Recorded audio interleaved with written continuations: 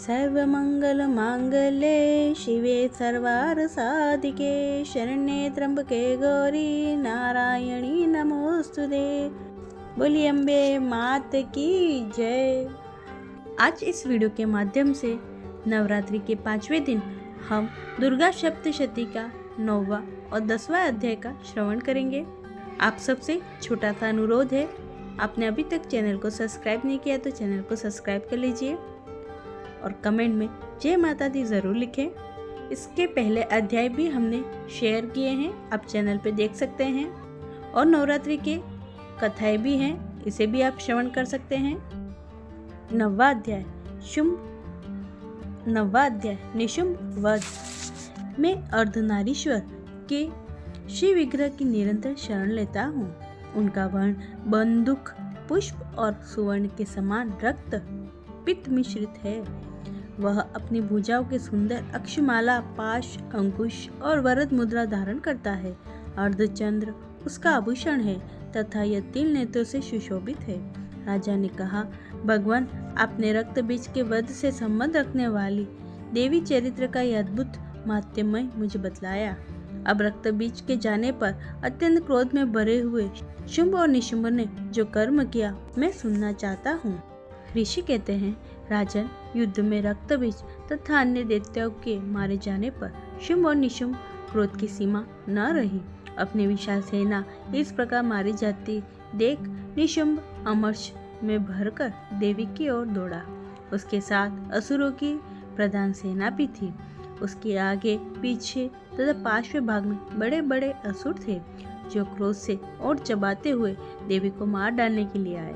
महापराक्रमी शुंभ भी अपनी सेना के साथ मात्र गणों से युद्ध करके क्रोधवश चंडिका को मारने के लिए आ पहुंचा।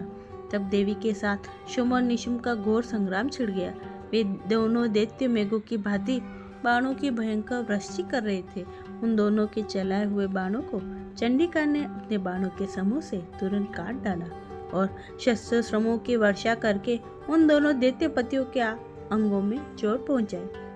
निशुंभ ने तीखी तलवार और चमकती हुई ढाल लेकर देवी के श्रेष्ठ वाहन सिंह के मस्तक पर प्रहार किया। अपने वाहन को चोट पहुंचने पर देवी ने शूरप्र नामक बाण से निशुंभ की श्रेष्ठ तलवार तुरंत ही काट डाली और उसकी ढाल को भी, जिसमें 8 चांद जड़े थे, खंड खंड कर दिया।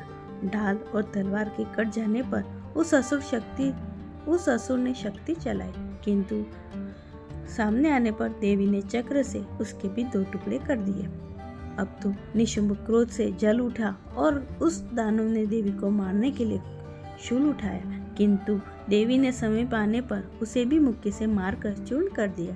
तब उसने गदा घुमाकर चंडी के ऊपर चलाई, परंतु वह भी देवी के त्रिशूल से कटकर भस्म हो गई। तदंतर दैत्यराज निशुंभ को फरसा हाथ में लेकर आते देख देवी ने बाण समूह से घायल कर धरती पर सुला दिया।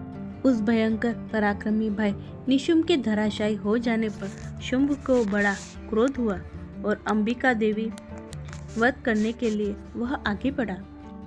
रथ पर बैठे बैठे ही उत्तम आयुधों से सुशोभित अपनी बड़ी बड़ी 8 अनुपम भुजाओं से समूचे आकाश को ढककर वह अद्भुत शोभा पाने लगा। उसे आते देख देवी ने शंख बजाया और धनुष की प्रत्यांचा भी अत्यंत दुस्सह शब्द किया। साथ ही अपने घंटे के शब्द से, जो समस्त दैत्य सैनिकों का तेज नष्ट करने वाला था, संपूर्ण दिशाओं को व्याप्त कर दिया। तदंतर सिंह ने भी अपनी दहाड़ से, जिसे सुनकर बड़े बड़े गजराजों का महान मद दूर हो जाता था, आकाश, पृथ्वी और 10 दिशाओं तदंतर सिंह ने अपनी दहाड़ से, जिसे सुनकर बड़े बड़े गजराजों का महान मद दूर हो जाता था, आकाश, पृथ्वी और 10 दिशाओं को गूंजा दिया। फिर काली ने आकाश में उछलकर अपने दोनों हाथों में पृथ्वी पर आघात किया। उससे ऐसा भयंकर शब्द हुआ जिससे पहले सभी शब्द शांत हो गए। तत्पश्चात शिवदूती ने दैत्यों के लिए अमंगलजनक अट्टहास किया। इन शब्दों का सुनकर समस्त असुर थर्रा उठे, किंतु शुंभ को बड़ा क्रोध हुआ। उस समय देवी ने जब शुंभ को लक्ष्य करके कहा, ओ दुरात्मन, खड़ा रह, खड़ा रह, तभी आकाश में खड़े हुए देवता बोल उठे, जय हो, जय हो। शुंभ ने वहां आकर ज्वालाओं से युक्त अत्यंत भयानक शक्ति चलाई अग्निमय पर्वत के समान आती हुई उस शक्ति को देवी ने बड़े भारी लुक्के से दूर हटा दिया। उस समय शुंभ के सिंहनाद से तीनों लोग गूंज उठे। राजन, उसकी प्रतिध्वनि से वज्रपात के समान भयानक शब्द हुआ, जिसने अन्य सब शब्दों को जीत लिया। शुंभ के चलाए हुए बाणों के शुंभ ने अपने भयंकर बाणों द्वारा सैकड़ों और हजारों टुकड़े कर दिए। तब क्रोध में भरी हुई चंडिका ने शुंभ को शूल से मारा। उसके आघात से मूर्छित हो वो पृथ्वी पर गिर पड़ा। इतने में ही निशुंभ की चेतना हुई और उसने धनुष हाथ में लेकर बाणों द्वारा देवी काली तथा सिंहों को घायल कर डाला। फिर उस दैत्यराज ने 10,000 बाहें बनाकर चक्रों के प्रहार से चंडिका को आच्छादित कर दिया। तब दुर्गम पीड़ा का नाश करने वाली भगवती दुर्गा ने कुपित होकर अपने बाणों से उन चक्रों तथा बाणों को काट गिराया। यह देख निशुंभ दैत्य सेना के साथ चंडिका का वध करने के लिए हाथ में गदा ले बड़े वेग से दौड़ा। उसके आते ही चंडिका ने तीखी धार वाली तलवार से उसकी गदा को शीघ्र ही काट डाला। तब उसने शूल हाथ में ले लिया। देवताओं को पीड़ा देने वाला निशुंभ शूल हाथ में लिए जाते देख चंडिका ने वेग से चलाए हुए अपने शूल से उसकी छाती छेद डाली। शूल से विदीर्ण हो जाने पर उसकी छाती से एक दूसरा महाबली पराक्रमी पुरुष खड़ी रे कहता हुआ निकला। उस निकलते हुए पुरुष की बात सुनकर देवी ठठाकर हंस पड़ी और खड़ग से उन्होंने उसका मस्तक काट डाला। फिर तो वह पृथ्वी पर गिर पड़ा। तदंतर सिंह अपनी दाढ़ों से असुरों की गर्दन कुचल कर खाने लगा। यह बड़ा भयंकर दृश्य था। उधर काली और शिवदूती ने भी अन्य दैत्यों को भक्षण कर आरंभ किया। कौमारी की शक्ति से विदीर्ण होकर कितने ही महादैत्य नष्ट हो गए। ब्रह्माणी के मंत्रपुत जल से निस्तेज होकर कितने ही बाघ खड़े हुए। कितने ही दैत्य माहेश्वरी त्रिशूल से छिन्न भिन्न हो धराशायी हो गए। वाराई के थुतुन के आघात से कितनों का पृथ्वी पर कचुम्बर निकल गया। वैष्णवी ने अपने चक्र से दानवों के टुकड़े टुकड़े कर डाले। इंद्र के हाथ से छूटे हुए वज्र भी कितने ही प्राणों से हाथ धो बैठे। कुछ असुर नष्ट हो गए, कुछ उस महायुद्ध में भाग गए। कितने ही काली शिवदूती और सिंह के ग्रास बन गए। इस प्रकार श्री मार्कंडेय पुराण में सार्वणी मनवंतर की कथा के अंतर्गत देवी मात्यमय निशुंभ वध नामक 9वां अध्याय पूरा हुआ। बोलो अम्बे मात की जय। 10वां अध्याय शुंभ वध। मैं मस्तक पर अर्धचंद्र धारण करने वाले शिव शक्ति स्वरूपा भगवती कामेश्वरी हृदय में चिंतन करता हूँ। मैं तपाए हुए सुवर्ण के समान सुंदर है। सूर्य, चंद्रमा और अग्नि, ये तीनों ही उनके नेत्र हैं तथा वे अपने मनोहर हाथों में धनुष, बाण, अंकुश, पाश और शूल धारण किए हुए हैं। ऋषि कहते हैं, राजन, अपने प्राणों के समान प्यारे भाई निशुंभ को मारा गया देख सारी सेना का संहार होता जान शुंभ ने कुपित होकर कहा, दुष्ट दुर्गे, तू बल के अभिमान में आकर झूठ मूठ का घमंड न दिखा। तू बड़ी मानिनी बनी हुई है, किंतु दूसरी स्त्रियों का बल का सहारा लेकर लड़ती है। देवी बोली, और दुष्ट, मैं अकेली ही हूँ। इस संसार में मेरे सिवा दूसरी कौन है? देख, ये मेरी ही विभूतियाँ हैं, अतः मुझ में ही प्रवेश कर रही हैं। तदंतर ब्रह्माणी और समस्त देवियाँ अंबिका देवी के शरीर में लीन हो गई। उस समय केवल अंबिका देवी ही रह गई। देवी बोली, मैं अपने ऐश्वर्य शक्ति से अनेक रूपों में यहाँ उपस्थित हुई थी। उन सब रूपों को मैंने समेट लिया। अब अकेले ही युद्ध में खड़ी हूँ। तुम भी स्थिर हो जाओ। ऋषि कहते हैं, तदंतर देवी और शुंभ दोनों देवताओं तथा दानवों को देखते देखते भयंकर युद्ध छिड़ गया।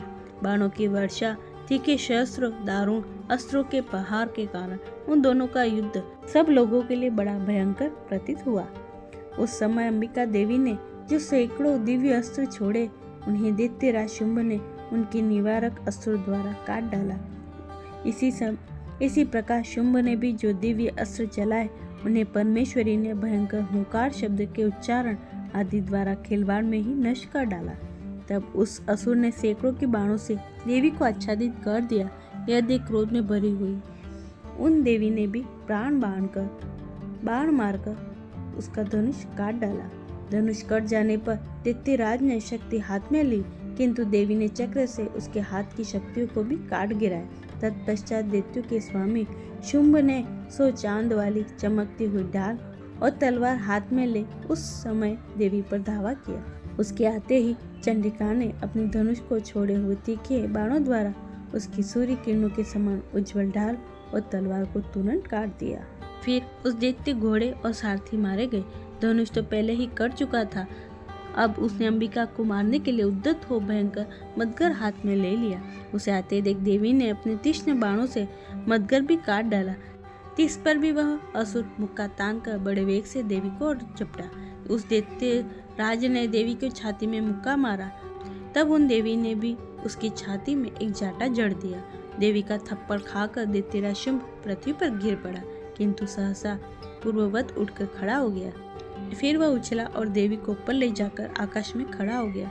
तब चंडिका आकाश में भी बिना किसी आधार के ही शुंभ के साथ युद्ध करने लगी। उस समय दैत्य चंडिका आकाश में एक दूसरे को लड़ने लगे। उनका वह युद्ध पहले सिद्ध और मुनियों को विस्मय कर देने वाला हुआ। फिर अंबिका ने शुंभ के साथ बहुत देर तक युद्ध करने के पश्चात उसे उठाकर घुमाया और पृथ्वी पर पटक दिया। पटक जाने पर पृथ्वी के आने के बाद वह दुष्टता दैत्य पुनः चंडिका का वध करने के लिए उनकी ओर बड़े वेग से दौड़ा। तब समस्त दैत्यों के राजा शुंभ को अपनी ओर आते देख देवी ने त्रिशूल से उसकी छाती छेद कर उसे पृथ्वी पर गिरा दिया। देवी के शूल की धार से घायल होने पर उसके पांव प्रखेरु उड़ गए और वह समुद्र, द्वीपों और पर्वतों सहित समूची पृथ्वी को कपाता हुआ भूमि पर गिर पड़ा।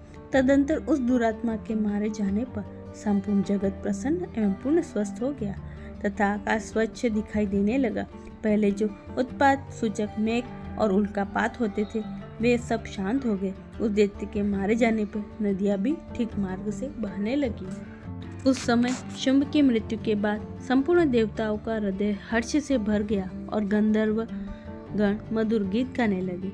दूसरे गंधर्व बाजे बजाने लगे और अप्सराएं नाचने लगी। पवित्र वायु बहने लगी। सूर्य की प्रभा उत्तम हो गई।